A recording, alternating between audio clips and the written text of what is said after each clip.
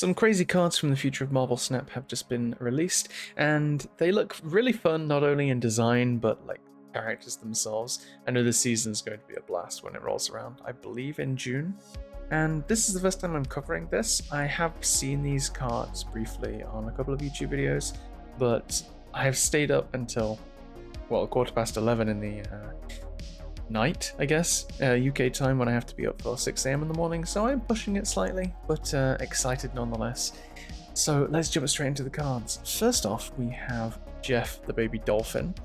Now, if you guys have seen some of my videos, you know I have opinions on them, reusing characters and just giving different names. This one I do not, because it is just too adorable. Have you seen it? It is literally Jeff in like a dolphin onesie, and I don't know how anyone can have an issue with that, and if you do, I don't think your opinion actually counts. I think it's lore that it actually doesn't at that point. This is a 2/2, and it reads, your cards here reveal boosted with +1 power, you can move this once. So, similar stated to regular Jeff, similar ability, but it has the boosted keyword, which is, I guess, not technically new, it's more like they've given an effect that existed a name now. Just giving something power, I believe, is now called boosted.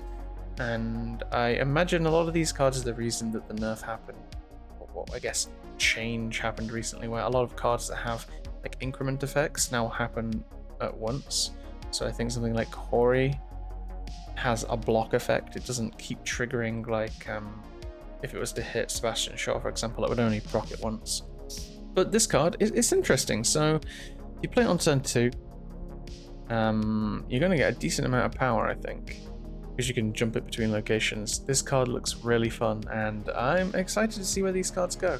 I won't do full reviews, I was just about to, but I won't, because these cards are undoubtedly going to change before they release, so I'm excited for that rolling around. Next up, we have Namorita. Now, this card is a 4/4 and has text, after the next time you play an ongoing card, double its ongoing ability, which is really interesting. I'm surprised something like this hasn't existed already. And as you guys can probably tell by the card art, they're definitely going in a beach party kind of theme for this season, which is going to be heavily Guna themed. I've already seen from some of these cards, and they're going to go crazy with the variants, I can already tell. So just prepare yourselves, we've got some juicy ones coming up. But anyway, to the card itself, I believe it's going to double ongoing abilities from cards similar to the way that Moonstone would double abilities. So like Goliath would get +2 power instead, or I guess maybe Onslaught would get 4 times the buff, which is kind of insane. I think this card is very good. Hard to really say without looking through different ongoing abilities to say which one would pair with it the best, because it's a turn 4 play, it takes quite a lot of momentum to do something like that, so it feels like it leans more into a combo category than anything else, but a very interesting design nonetheless. Next up, we have the card that I'm probably most excited for, is Jubilee Silver Surfer. Now again, to say I'm most excited, and this card goes against the fact that I don't like returning characters, and this is 2 returning characters in 1, but I'll let it slide this for this season, it seems. This is a 4-cost 2 power card that reads, after you draw a card, boost it with this card's power. This card seems crazy, honestly. I mean, if you were to buff it with something like Fastos or Okoye or other things before you play it on turn 4, or even, there are other ways of doing that for sure, like Maverick, for example. I was trying to think of something, my mind went blank, or Agony.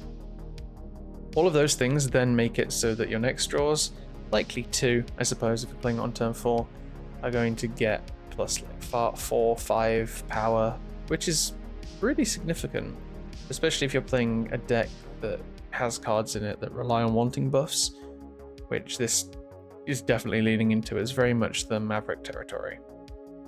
I think this is a slight crystal bit of love. It's kind of a joke, but also kind of not. Because if you play it on turn 5, you can play Crystal on a 2-drop. And I imagine in a deck like this, a lot of the cards you have are going to be lower cost, so you'll probably be able to play a bunch of buffed cards. I think this one's really fun, and for sure the one I'm looking forward to the most. Next up, we have Monstro. This card is crazy looking for 2 reasons. Its appearance, I suppose, and the fact that it's an 8/8. It reads, this card's cost is reduced by the cost of your deck's top card. Now, that means the next card you're going to draw. I was confused at first, I misread it, but it means the card you're going to draw next, which means it's fairly inconsistent. I was just about to review it again and compare, like, if you had a 6-drop on the top of your deck, you'd be able to play it for 2 power, but a card like Juggernaut, Horseman of whichever one, War? Horseman of War hasn't seen play, and it's a pretty reliable 2/8. Something like this isn't as reliable. That's what I was going to say, but obviously I didn't say it. But I don't know. I mean, this card's a bit weird. I don't really know how to feel about it. Like, it's not going to go into a Hela deck because you already have Death for that. You're not really going to play Death with this to make it 0 cost because it doesn't fit in a style of deck that you run Death in. So I don't really know where this has a home. I have a feeling this is going to be one of the cards that gets changed before launch, but it's a pretty cool design nonetheless. Trying to think of anything else off the top of my head. Maybe a Scar deck with Surtur. If anybody remembers that card, it's been a while since that's been relevant. But a Surtur deck could be cool, I suppose. Then it really runs into the problem of you need it on a turn to play, but you can't rely what energy it's going to be. It's almost like an 8/8. This card's energy will randomize each turn. I mean, it's a little bit more reliable than that, but not too much, which makes it a weird card, in my opinion. But I suppose there'll probably be decks that come out for it, and I'm not complaining because it's a cool design. So next up we have Venus, and this card is definitely one of the ones that I was talking about because this card art is kind of nuts. It is a 3/4 that reads, when you boost a card in play, it gets an extra +1 power. So I think this card is one of those ones that was like the reason why double stacking buffs weren't a thing. I think now, like, if you play a card onto Jeff, this card will give it an extra power on top of the Jeff power, but not count as 2 different buffs, maybe. It could be different for that reason, because it's a separate card. Well, I guess we won't know until the card's out. This card really feels like a Silver Surfer card, through and through. I think better than anything that's come out trying to be a Silver Surfer card. Stuff like Jet Flag kind of fell flat a little bit and didn't really work for Silver Surfer. Something like this is going to make it so that the last turn that you play Silver Surfer, technically all your cards are getting +3, or E3 costs are getting +3 anyway, on top of all the other buffing effects that have happened within the deck. I think this could revive Silver Surfer. I think it's the power creep that it needs, and for that reason I'm definitely excited to try this card out. Next up we have Triton, a 3/5. On reveal, boost the last character played by each player last turn with +4 power. So this is an interesting one. Basically, it's kind of like Lunar Snow, but for power instead of energy, I guess is the best way of explaining it. It gives 4 power to your last card and your opponent's last card. Supposedly, same as Lunar Snow, this would work better for you because you're planning your deck around it. I think other things to bear in mind is if your opponent hasn't played a card last turn, on turn 2, I suppose it does happen. It's probably like 20% of games your opponent won't have played a card on turn 2, which means this is just flat value. But other than that, I mean, I suppose you're just kind of leaning into the fact that you'll have a card out that's going to benefit from this a lot more. Say like an Agony, for example, or something else. But still, I imagine it is going to be based off the fact that you're benefiting from this ability a lot more than your opponent is. Bit of a strange one. You're still getting a 3/5 worth of stats, so I don't think it's anything to scoff at, really. And again, can't think of any like things. What is the word I'm looking for? Synergies. I can't think of any synergies off the top of my head, but when it comes around to ranking the cards properly before release, I'll definitely check that out. Next up, we have the Submariner, which is a version of Namor, I believe.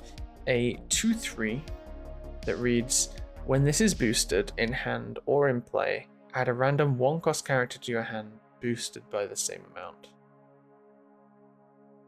That's crazy. There's so many different decks this could work with. I don't even know where to begin. I guess, like, thinking about Gambit, that literally just came out, you're getting a bunch of 1-costs to play. Things like Devil Dinosaur. Things like, what's it called? The 3/2 that boosts 3 1-drops. Marvel Boy. There's a whole bunch of cards that would work well with this. You have to play, obviously, a lot of boosting cards. Something like Marvel Boy wouldn't boost this.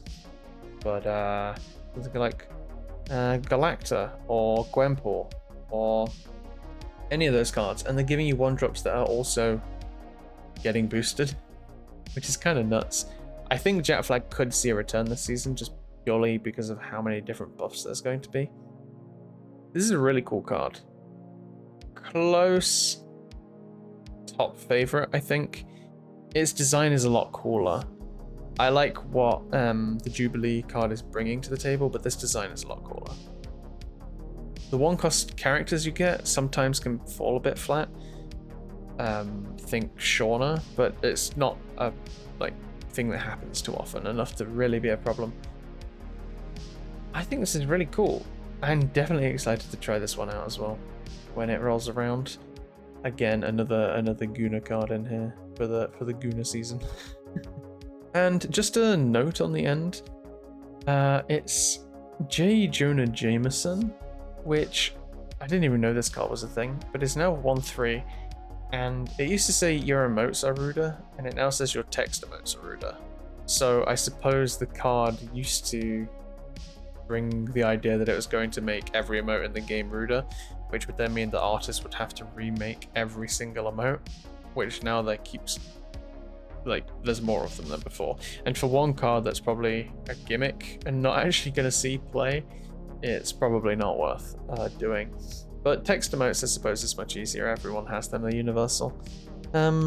But yeah, this is definitely going to be an interesting one to see what they actually do with that. Probably coming out in the Spider-Man season, but it was part of the leak that I saw, so we'll run with it. But yeah, that was all of the leaks. I mean, some of these cards look crazy. I'm excited for this season. I think more so than the upcoming next two, but I haven't looked at the cards too much. I'll definitely check out the next season towards the end of this season. If you guys want to stick around and check that out, be sure to drop a like and a subscribe. Probably the week before this season ends. I think that's usually when I tend to do them. We'll take a look through next season's cards once they've kind of come out in their final form and see what they're like. But until then, thanks for liking and subscribing. Wow, I did that wrong. I usually have an outro, but because of the new style of video, I've not done it like that in forever. So it was, don't forget to like and subscribe. Thanks in advance, and I'll speak to you all next time.